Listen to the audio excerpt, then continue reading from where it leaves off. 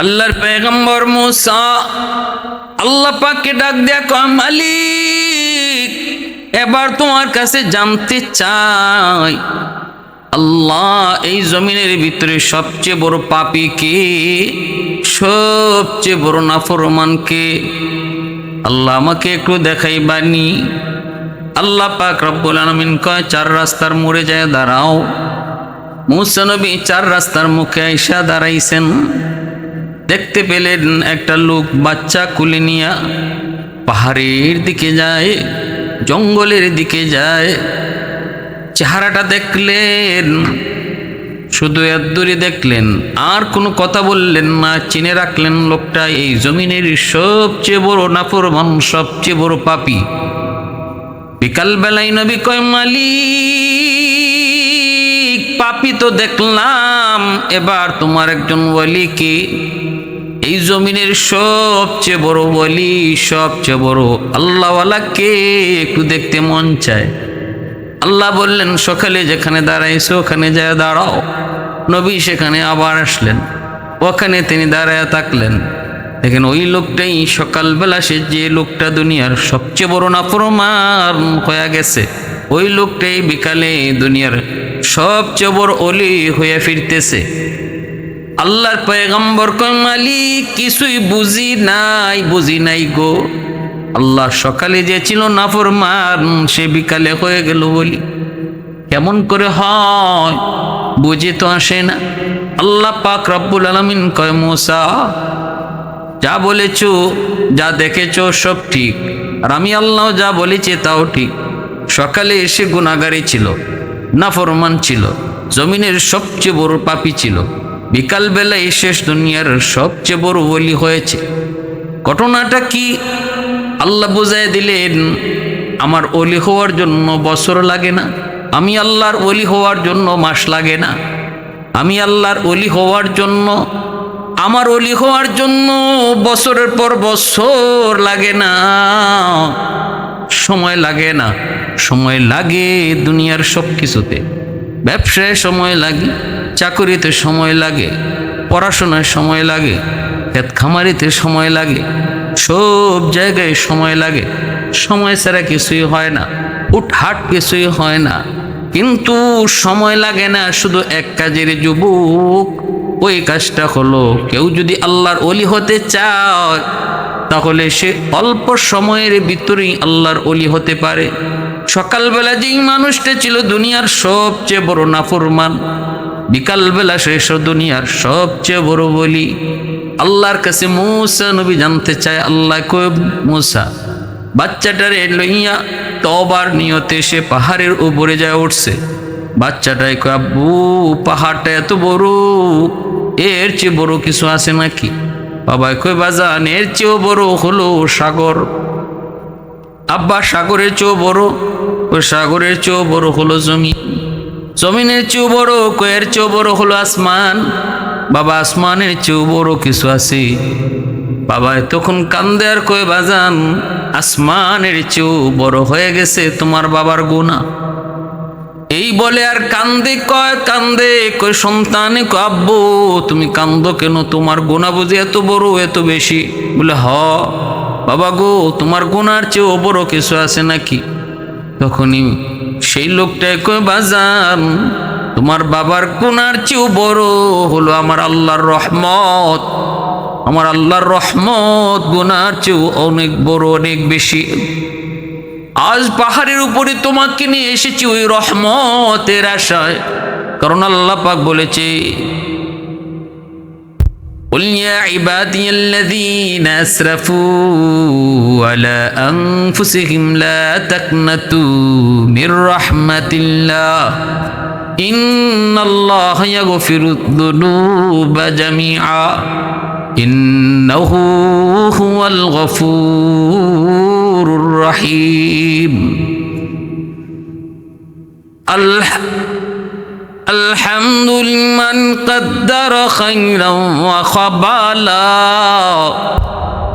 الحمد لمن قدر خيرا وخبالا والشكر لمن صور حسنا وجمالا ফরদুন সামাদুন আন সিফাতিন খালকে বারিউন রব্বুন আযালিয়ুন খালাকাল খালকা কামালা লা জিদ্দা ওয়ালা নিদ্দা ওয়ালা হাদ্দা লিমাওলা لا ضد ولا ند ولا حد لمولى الآن كما كان ولم يلق زوالا الآن كما كان ولم يلق زوالا لا مثل ولا صور مثلا ونذيرا من قال سوى ذلك قد قال محالا من قال سوى ذلك قد قال محالا لا ولد ولا والد لا عم وخالا لا شبه ولا مثل ولا كفو لمولا لا شبه ولا مثل ولا كفو لمولا এজন্য আমার ভাইরা বন্ধুরা যুবক মূসা আলাইহিস সালাম কয় ও মালিক জানতে চাই কেমন করে লোকটা এত সহজে তোমার এত বড় ওলি হলো। আল্লাহ কয় মূসা যখনই সে আমার রহমতকে সবচেয়ে বড় মনে কইরা আমি আল্লাহর কাছে কান্না শুরু করে দেয়, তওবার নিয়তে কান্দে, তার দুধের বাচ্চাটা কোলের বাচ্চাটা বাবার কান্না দেখে সেও কান্দে, আমি আল্লাহর কাছে বাবার পক্ষ থেকে আমিন আমিন কয়া কয় আল্লাহ তুমি মাফ করো। আমার রহমতের দরিয়ায় জোশ মেরে উঠল, মুহূর্তের ভিতরে আমি আল্লাহ তার জীবনের সব গুনাহ মাফ করে যেই পরিমাণ গুনাহ ছিল ওই পরিমাণ গুনাহকে নেকি বানায়া সবচেয়ে বড় ওলি বানায় দিছি। কারণ তওবার বৈশিষ্ট্য হলো তওবাকারী খাটি দিলে তওবা করার লগে লগে তার পিছনে যেই পরিমাণ গুনাহ থাকে রে যুবক, ওই পরিমাণ গুনাহকে আল্লাহ সম পরিমাণ নেকি বানায় দেয়। কারণ আল্লাহ ইল্লা মান তাবা ওয়া আমানা ওয়া আমিলা আমালান সালিহা ফাউলাইকা ইউবাদদিলুল্লাহু সাইয়্যাতিহিম হাসানাত ওয়া কানাল্লাহু গফুরার রাহিমা। আল্লাহ পরিষ্কার বলেছেন আমি যাবতীয় গুনাহকে মুহূর্তের ভিতরে তওবার উসিলায় নেকি বানায় দেব। মূসা আলাইহিস সালাম আল্লাহকে ডাক দেয় কয় মালিক কথা তো তোমার সাথে বলি দেখি না, কিন্তু এবার তোমার সাথে শুধু কথা না অডিও কলে নয় ভিডিও কলে কথা বলতে চাই। আল্লাহ পাক মূসা আমি আল্লাহর সাথে ভিডিও কলে কথা বলা যায় না, কারণ লান তারানি এটা কোনোদিন সম্ভব নয়, দেখতে পারবা না। কারণ দুনিয়ার মানুষের চোখে আমি আল্লাহ এমন কোনো পাওয়ার দেই নাই যেই পাওয়ারে আমাকে দেখে টিকতে পারে। কিন্তু হ্যাঁ জান্নাতীদেরকে আমি আল্লাহ এমন পাওয়ার দেব তার চোখে, ওই পাওয়ারে এসে আমাকে জান্নাতে দেখতে পারবে, তার অসুবিধা হবে না। কিন্তু দুনিয়ার চোখে আমি কারো চোখে এমন কোনো পাওয়ার দেব না যেই পাওয়ারে সে আমাকে দেখবে, আমাকে দেখে সহ্য করবে, এটা হবে না। এ কথা বলা পর আল্লাহ পাক রব্বুল আলামিন যখন বলেন লান তারানি লান তারানি লান তারানি, মূসা কয় মালিক লান তারানি বুঝি না, আমি দেখতে চাই। আল্লাহ আমি দেখতে চাই, আল্লাহকে দেখা যায় না, মূসা নবীকে দেখতে চাই। আল্লাহ পাকের সাথে মূসা আলাইহিস সালাম এভাবে কথা বলতেন। আল্লাহ পাক মূসা ও তুই তোমার শখ তাহলে তুর পাহাড়ে যাও। বারবার বলতেছি দেখা যায় না দেখা যায় না, তারপরে যখন দেখতেই মন চায় তো এলাকা ছাড়ো, মানুষের বসতি ছেড়ে দাও, তোমার কারণে মানুষের যেন কোনো ক্ষতি না হয়, কোনো জীব জানোয়ারের যেন ক্ষতি না হয়, যাও তুর পাহাড়ে চলে যাও। মূসা আলাইহিস সালাম তুর পাহাড়ে আসবেন, আল্লাহ পাক ফেরেশতার মাধ্যমে তুর পাহাড়ের গোটা এরিয়াকে একোয়ার করলেন। ফেরেশতার ঘোষণার মাধ্যমে গোটা এরিয়াকে জানিয়ে দেওয়া হয় এ গো তুর পাহাড়ের অবস্থিত যত জীব জানোয়ার পশু পাখি আছো, তোমরা পাহাড় ছেড়ে অন্য কোথাও চলে যাও। কারণ মূসা আল্লাহর পয়গম্বর, আল্লাহকে দেখতে চায়। তুর পাহাড়ে আল্লাহ পাক তার নূরের তাজাল্লি দিবে। তোমাদের ক্ষতি হবে, তোমরা যার যার মতো করে তুর পাহাড় ছেড়ে চলে যাও। ফেরেশতাদের স্পেশাল বাহিনী এসে ঘোষণা দিয়া দিলেন, সাপের কাতারে সাপ, শিয়ালের কাতারে শিয়াল, পিঁপড়ার কাতারে পিঁপড়া, সবগুলি যার যার মতো করে চলে যাচ্ছে। মূসা নবী তুর পাহাড়ে আইসা তিনি দেখতে পান সবগুলি প্রাণী যার যার মতো দল বেঁধে বেঁধে লাইন ধরে ধরে চলে যায়। মূসা নবী কই, কিরে ভাই তোমরা কই যাও? প্রাণীদের জবান আল্লাহ খুলে দিয়েছে। মূসা নবী আল্লাহকে দেখতে চায়। ফেস লাগাইছেন আপনি, এখন আপনি বুঝি কিছু জানেন না। ফেরেশতারা কয়, নবী গো জিগায় লাভ নাই, গন্ডগোল বাজাইছেন আপনি। মূসা নবী কই, কি গন্ডগোল? কয়, আপনাকে আল্লাহ বারবার নিষেধ করেছে, দেখা যায় না, এরপরও দেখতে চেয়েছেন। আল্লাহ তুর পাহাড়ে আনছেন, এই তুর পাহাড়ের যত প্রাণী আছে সবকে আল্লাহ সরাই দিতেছে। কারণ আল্লাহ পাকের নূরের তাজাল্লি যখন তুর পাহাড়ের উপরে পড়বে, তখন কি হবে কেউ জানে না। এজন্যই আল্লাহ পাক একবার করে নিচে সবরে চলে যেতে বলছে। মূসা নবী এবার টের পাইছে গন্ডগোল তো বড় গন্ডগোল। এতটা তো তিনি বুঝেন নাই। মূসা নবী কয়, ভাই জিব্রাইল মাপ চাই, ভুল করে ফেলেছি, আমি এত কিছু ভাবি নাই, এত বড় বিষয় যে ঘটবে আমি বুঝি নাই। জিব্রাইল কয়, নবী গো টাইম পাস, মাপ চাই কোনো লাভ নাই, যা হওয়ার হয়ে যাবে। রেডি থাকেন, শুধু দেখেন যা হওয়ার হয়ে গেছে, ফয়সালা রেডি। মূসা কালিমুল্লাহ তুর পাহাড়ে একা, কেউ নাই, কোনো প্রাণী নাই, সব যার যার মতো করে শূন্য। আল্লাহ পাক ৭০,০০০ নূরের পর্দা থেকে শুধু একটা পর্দা আল্লাহ সরাইছে। ওটা তুর পাহাড়টা আগুনে জ্বলে ছাই। আগুনের ভিতরে নবী মূসা কালিমুল্লাহ আল্লাহ কয়, এরে আগুন, আমার মূসা আমি আল্লাহর প্রেমে আসক্ত হয়ে আমাকে দেখতে চাইছি, সাবধান, আমার মূসার সাথে তুই আগুন বেয়াদবি করবি না। সাবধান, আমার মূসার লগে তুই আগুন বেয়াদবি করবি না, আমার মূসার একটা পশম পর্যন্ত জ্বালাবি না।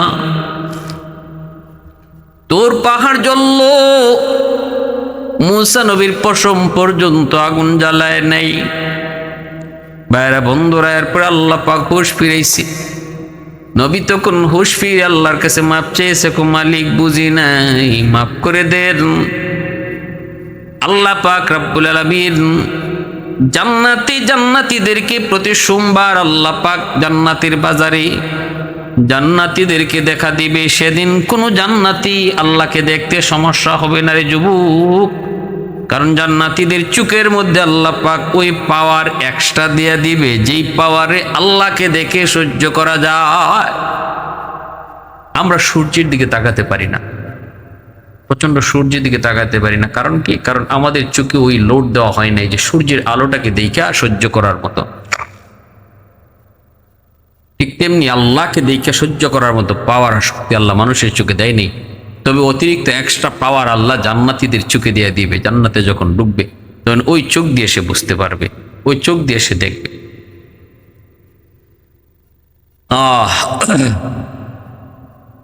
এজন্য মূসা আলাইহিস সালামকে কালিমুল্লাহ বলা। মূসা আলাইহিস সালামকে কি বলা হয়? কালিমুল্লাহ। আল্লাহর সাথে ৪০০০ বারের চেয়েও বেশি যিনি আল্লাহর সাথে কথা বলছেন, সরাসরি কথা বলছেন মূসা আলাইহিস সালাম। কুরআনুল কারীমের ভিতরে যার অসংখ্য অগণিত জায়গায় যার ঘটনা আল্লাহ পাক বর্ণনা করেছেন। কোরআনে জায়গায় জায়গায় মূসা নবীর ঘটনা, মূসা নবীর ঘটনা। নিজেও নবী, ভাইও নবী। আল্লাহর কাছে বলতেছেন, আল্লাহ, মূসা নবী একটু তুতলাইতেন, তুতলামির ভাব ছিল, মুখে কথা বাজত কেন? ওই যে ফেরাউন পরীক্ষা করতে চাইছিল ওই যে স্বর্ণ আর আগুন দিয়া, আল্লাহ পাক ফেরাউনের চোখে ধাঁধা লাগাইলেন। মূসা আলাইহিস সালাম ছোট্ট শিশু, আংরা মুখে দেলাইছেন, আগুনের আংরা। ফেরাউনের সন্দেহ থেকে মুক্ত করার জন্য। ফেরাউন মনে করছিল যে বাচ্চা সব কিছু বুঝে, আর বিবি আসিয়া বলছিল যে না, বাচ্চা বুঝে না। এই বুঝে না, বুঝে নাকি বুঝে না, এটা পরীক্ষার জন্য আগুন আর স্বর্ণ এক জায়গায় রাখা হয়েছিল, আর মুসা আলাইহিস সালামকে ছাড়া হয়েছে। মুসা আলাইহিস সালাম তিনি স্বর্ণের দিকে যাচ্ছিলেন, কারণ তিনি শিশু হইল, তিনি বুঝেন, সবকিছু দেখতেছিলেন, বুঝতেছিলেন। কিন্তু আল্লাহ জিব্রাইলে পাঠাই দিয়েছে, জিব্রাইল যাও আমার মুসারে গিয়ে আগুনে হাত দেওয়াও, কারণ এখন যদি স্বর্ণে হাত দিয়ে আলায় নমরুদ বুঝে ফেলবে, আমি ফেরাউন বুঝে ফেলবে আমি আল্লাহর কুদরতের খেলা এখানেই শেষ। না না, আমার কুদরতি খেলাতে এখানে শেষ হলে হবে না, ফেরাউনের সাথে মাত্র শুরু। যারে সে মারতে চায় আমি আল্লাহ তারে তার ঘরেই লালন পালন করাবো। এটাই হলো আমি আল্লাহর চ্যালেঞ্জ, এটাই কি আল্লাহ পাকের চ্যালেঞ্জ। আল্লাহ বলে তুই মারতে চাস আর আমি আল্লাহ রাখতে চাই। আল্লাহ পাক রব্বুল আলামিন কয় মুসা যাও ফেরাউনের কাছে যা তুমি দাওয়াত দাও, কালেমার দাওয়াত। মুসা নবী বলতেছে মালিক আমি দাওয়াত দিব কেমন করে, আমার মুখে তো তুতলামি, কথা তো অস্পষ্ট। আল্লাহ আমার ভাই হারুনকে আমার সাথে দিয়ে দাও, হুয়া আফসাহু মিন্নি, আমার ভাইয়ের কথা বড় স্পষ্ট। দুই ভাইয়ে যায় আমরা কালেমার দাওয়াত দেই। আল্লাহ পাক কয় যাও, তুমি যদি তোমার ভাইয়ের প্রশংসা করেছো, আমি তোমার ভাইকে নবুয়তি দিলাম। এবার মুসা আলাইহিস সালাম নিজেও নবী, তার ভাই হারুন আলাইহিস সালাম তিনিও নবী। দুই ভাই গেলেন, আল্লাহ পাক রব্বুল আলামিন কয় মুসা ফেরাউনকে নরম ভাষায় কথা কইও। মুসা নবী কয় মালিক আমি নরম ভাষা কি জিনিস বুঝি না। নরম নবী না তো, নবী গরম নবী। কোথায় আমার ভাই হারুন আছে, একটু নরম নরম কথা কইতে পারে, হারুনই দাওয়াত দিব না। মুসা আলাইহিস সালাম গেছেন হারুন আলাইহিস সালামকে সাথে লিয়ে নমরুদকে কালেমার দাওয়াত দেওয়ার জন্য, ফেরাউনকে কালেমার দাওয়াত দেওয়ার জন্য দাওয়াত দিছেন, কালেমার দাওয়াত দিছেন। ফেরাউন মানতে চাইল না, নিজের খোদাই দাবি করলো, মুসা আলাইহিস সালামের বিরুদ্ধে ষড়যন্ত্র শুরু করলো। একে একে একে একে বনি ইসরাইলের উপর নির্যাতন আর জুলুম চালাইল। যত জুলুমই চালাক, যত নির্যাতনই করুক, বলুন তো দিন শেষে বিজয়টা কার হয়েছে, ফেরাউনের না মুসা নবীর? মুসা আলাইহিস সালাম।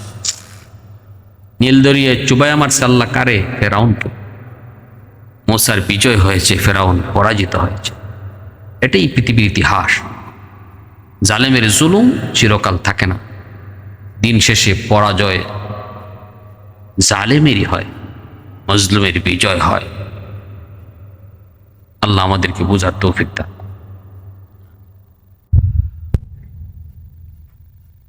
জুম্মার নামাজ পড়ার পর আল্লাহর নবী জুম্মার নামাজ পড়ছেন। নবীজি জুম্মার নামাজ মদিনায়, সবাই জুম্মার নামাজ পড়ার পর আল্লাহর নবী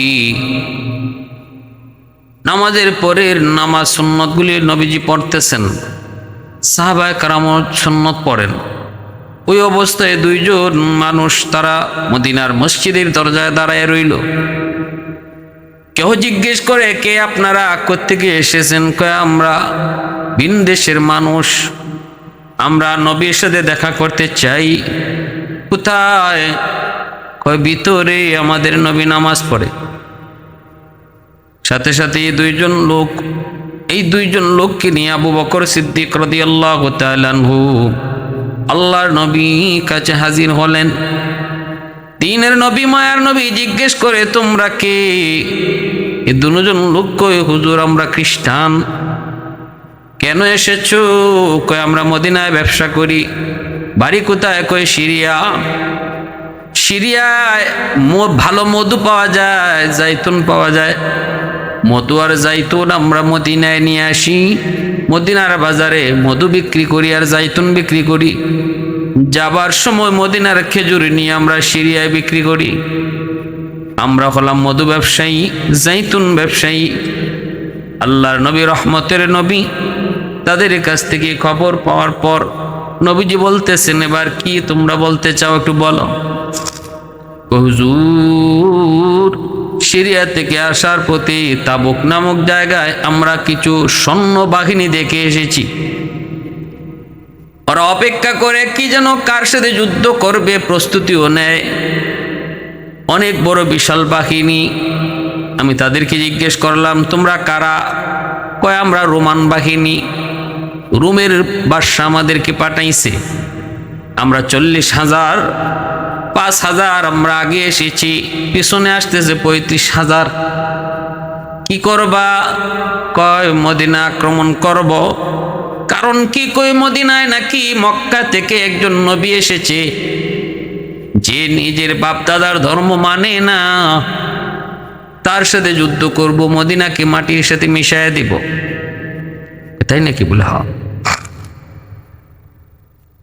এই কথা বলার পর তখন বলতেছে, হুজুর আমরা এই দৃশ্য দেখে এসেছি তাবুকে, এখন যদি আপনি ব্যবস্থা না নেন হয়তো বা এরা মদিনায় হামলা করে ফেলতে পারে।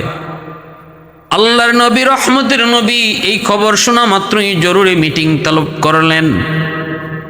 নবীজি সাহাবায়ে কেরামের কাছ থেকে পরামর্শ জানতে চাইলেন। সাহাবীরা আবু বকর সিদ্দিক সহ সবাই পরামর্শ দেন, নবী গো, এই 2 জন লোক হলো, ওরা খ্রিস্টান, অমুসলিম, আর অমুসলিমদের কোনো খবর আল্লাহ পাকের নির্দেশ তদন্ত ছাড়া কখনো গ্রহণ করা যায় না। মুনাফিক বা ফাসিকের খবর তদন্ত ছাড়া কখনো গ্রহণযোগ্য নয়। এজন্য আমার পরামর্শ হলো, আমাদের পক্ষ থেকে কাউকে পাঠায় সেই অবস্থাটা বুঝেন, সত্যি ঘটনাটা এমন নাকি অন্য কিছু, এটাও আমাদের তদন্ত করা প্রয়োজন। না জেনে না বুঝে যদি এমন কিছুই না হয় আর আমরা হামলা করি, তাহলে হিতে বিপরীত হবে। আল্লাহর নবী বলে, সাহাবীরা বলো, আবু বকর যা বলছে তাই কি ঠিক? সবাই বললেন, জি ঠিক। আমরাও মনে করি আমাদের পক্ষ থেকে তদন্ত করা উচিত। আল্লাহর নবী, রহমতের নবী বলেন, কে আসো এমন? 15 দিন সময় লাগবে মক্কা থেকে তাবুক যেতে। গোয়েন্দা রিপোর্ট আনার জন্য কে আসো, একটু তাবুক যাবা। সাথে সাথে শেরে খুদা আলী দাঁড়ায় গেলেন আর বলতেছেন, নবী গো, আপনি আমাকে অনুমতি দেন, আমি তাবুক যে খবর নিব, আর আপনি আমার জন্য দোয়া করেন। আপনি দোয়া করলে আমি আশা করি কম সময়ের ভিতরে তাবুক পৌঁছে যাব। নবী বলতেছেন, আলী রে, একাই যাবা নাকি সাথে অন্য কাউকে দিব? আলী কয়, না গো নবী, আপনি তো আমার উপাধি দিয়েছেন শের খুদা, আমি তো আপনার চাচাতো ভাই, আপনি তো আমাকে শিশুকাল থেকে বড় করেছেন, আপনি তো ভালো করে চিনেন। আমি আলীর সাথে কাউকে লাগবে না, আমি একাই যাব। নবী বলতেছেন, যাও, এরপরও তোমার গোলাম দিয়া দিলাম। কই, ঠিক আছে, গোলাম সাথে দিয়া দেন। আল্লাহর নবী সাথের লাঠিটাও দিয়া বললেন, আলী রে, নেও, এই লাঠিটা নিয়ে যাও। আমার বিশ্বাস এই লাঠিটা সাথে থাকলে তোমার কোনো ক্ষতি হবে না, আল্লাহ হেফাজত করবে। আলী রাদিয়াল্লাহু তাআলা আনহু খাদেম সাথে নিয়ে তিনি তাবুকের উদ্দেশ্যে প্রচন্ড বেগে ঘোড়া চালাইলেন। 1 সপ্তাহে তিনি তাবুক গিয়ে পৌঁছে গেলেন। 15 দিনের রাস্তা, 1 সপ্তাহ। সেখানে যায় তিনি দেখতে পেলেন ঘটনা ঠিক। বিশাল সৈন্যবাহিনী দেখা যায় নিচে। কেউ মদ খাওয়ার আসরে ব্যস্ত, কেউ নেশার আসরে ব্যস্ত, কেউ কনসার্টে আসরে ব্যস্ত। নারী লইয়া, গান বাদ্য লইয়া, সব লইয়া তারা হাজির। আলী রাদিয়াল্লাহু তাআলা আনহু ঘোড়ার পিঠ থেকে নাইমা ঘোড়াটারে আর গোলাম রে এক জায়গায় দাঁড় করাইয়া তিনি একটা এভাবে দাগ দিলেন। গোল করে দাগ দিয়া বলতেছেন, গোলাম রে, শুট, এই দাগের ভিতরে তুমি আর এই আমার গোড়া অবস্থান করবে, বিন্দু পরিমাণ বের হবে না, চেষ্টাও করবে না। তবে আমি আল্লাহ নবীর লাঠি দিয়া দাগ দিছি, এতে আমার বিশ্বাস এই দাগের ভিতরে আজরাইল ছাড়া কেউ ঢুকতে পারবে না। থাকবা, এখান থেকে বের হবা। শেরে খুদা আলী বের হয়ে গেলেন একাই, যে এই 5,000 বাহিনীর ভিতরে ঢুকলেন। ঢুকে তিনি জিজ্ঞেস করতেছেন, তোমাদের সেনাপতিকে? ঘুমায়, জাগাও। ঘুম থেকে জাগানোর পর আলী রাদিয়াল্লাহু তাআলা আনহু বলতেছেন, আপনারা কে? মান আনতুম? নাহনু আহলে রুম, আমরা রোমান সৈন্য, রোমের বাদশা আমাদেরকে পাঠাইছে কেন? কয় মদিনা আক্রমণ করব। কারণ কি? কয় মদিনায় মক্কা থেকে একজন নতুন নবী এসেছে, বাপদাদার ধর্ম মানে না, তাকে শেষ করে দেওয়ার জন্য রোমের বাদশা পাঠাইছে। এই কথা বলা মাত্রই আলী রাদিয়াল্লাহু তাআলা আনহু তখন সেনাপতিকে বলতেছেন, ভালো কথা, মদিনা যাবা, মদিনা আক্রমণ করবা, এর আগে একটু কও, আর কোনো দিন তোমরা এর আগে মদিনায় গেছো নি? কয় না, মদিনা আমরা এর আগে তো কখনো যাই নাই। কই হাই হা, কই মদিনার রাস্তাঘাট এমন এমন এমন, আমি মদিনার রাস্তাঘাট চিনি জানি বুঝি, মদিনায় ঢুকন যায় কিন্তু বাইরুনি যায় না। এমন এক বিপজ্জনক শহর, যেই শহরের রাস্তাঘাট এত ফেসানো, ঢুকন যায় বাইরুনি যায় না। অতএব তুমি তোমার সৈন্য লয়া যদি মদিনায় ঢুকো, আমার মন বলে একজনও আর ফেরত আইতো না, সব মদিনায় থাকবো। কৌ কি বলে হ। কার একটা কথা জিজ্ঞেস করি, যে নবীর সাথে তোমরা যুদ্ধ করতে যাবা গো, এই নবী আর নবীর সাহাবীদের সাথে আগে কোনোদিন তোমরা যুদ্ধ করছো নি? তাদের সাথে যুদ্ধ করার কোনো অভিজ্ঞতা আসেনি? কয় না। হায় হায় হায়, তাহলে এরা কেমন যুদ্ধ করে খবরটা একটু মক্কার কাফিরদের কাছ থেকে, মক্কার মানুষের কাছ থেকে একটু যাই না লইও। মক্কার আবু জেহেল তাদের সাথে খতম, উতবা সাহেবা খতম, মক্কার বড় বড় লিডার যারা ছিল সব তাদের হাতে খতম হয়েছে। অতএব এরা জানতেন কোনো যোদ্ধা না, এদের সাথে যুদ্ধ করার পূর্বের অভিজ্ঞতা তোমাদের নাই। একটু বুঝে শুননা কদম বাড়াইও, বুঝে শুননা কদম বাড়াইও। সাথে সাথে সেনাপতি কয়, তোমার কথাই তো বুঝ মনে হইতেছে তুমিও ওই দলের লোক। তুমি কে? তোমার কি পরিচয়? আলী বলেন, আমি কে সেটা পরে, আমি কে সেটা পরে। কইভাবে হাত নাচে কথা বলতেছো, দেখছো এখানে 5,000 সৈন্য আছে, আইতেছে আরো 35,000। শের খোদা আলী কয়, 5,000-এর জন্য আলীর 2 হাত লাগে না, এমন 5,000 সৈন্যের জন্য শেরে খোদা আলীর 1 হাতই যথেষ্ট। দেখা হবে, আসো মদিনায় দেখা হবে, দেখা হবে, আসো মদিনায় দেখা হবে। এই বইলা আলী রাদিয়াল্লাহু তাআলা আনহু পীর বাহাদুরের মতো চ্যালেঞ্জ দিয়া সবগুলি রুমের সৈন্যকে বেকুব বানায়া একাই বাহাদুরের মতো চ্যালেঞ্জ ছুঁইয়া তিনি ঘোড়ার পিঠে সওয়ার হইয়া চলে আসছেন মদিনায়। আল্লাহর নবী জিগাইছেন, বাবা আইসু? আলী কই, নবী গাইছি। কি দেখে আইসো? কয় ঘটনা ঠিক, এরা আইব নাকি যুদ্ধ করতে? আলী কয়, নবী গো, যে বাসন দিয়ে আইসি আইবার কথা না, এরপরও কোন যায় না, আইলাই তো পারে। তখনই আল্লাহর নবী জরুরি মিটিং ডাকলেন এবং পূর্ণ প্রস্তুতি নিতে বললেন। তাবুক যুদ্ধের জন্য মদিনায় রসুল কোনো যুদ্ধের জন্য এত বড় এলান দেন নাই, এমন কঠিন হন নাই। তাবুক যুদ্ধে আল্লাহ রসুল যতটা কঠিনভাবে ঘোষণা দিয়েছিলেন, রসুল বলছেন শুধু পুরুষ না, নারীদেরকেও যুদ্ধে যেতে হবে।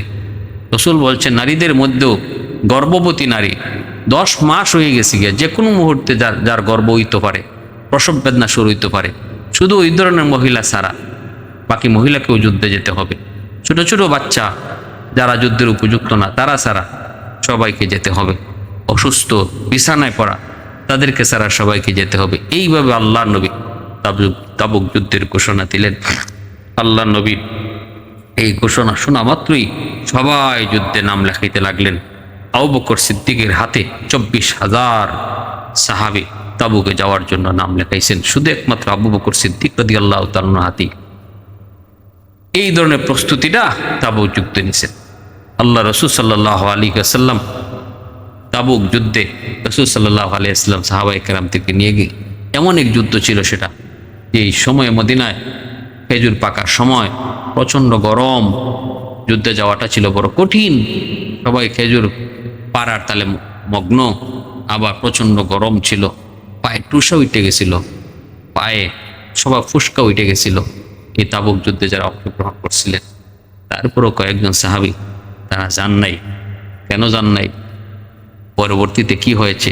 আল্লাহ রসুল বলেছিলেন, তাবুকে যদি কেউ না যায় ইচ্ছায় তার সাথে আমি কথা বলা বন্ধ করব, যতক্ষণ না আল্লাহর পক্ষ থেকে আয়াত নাজিল হয়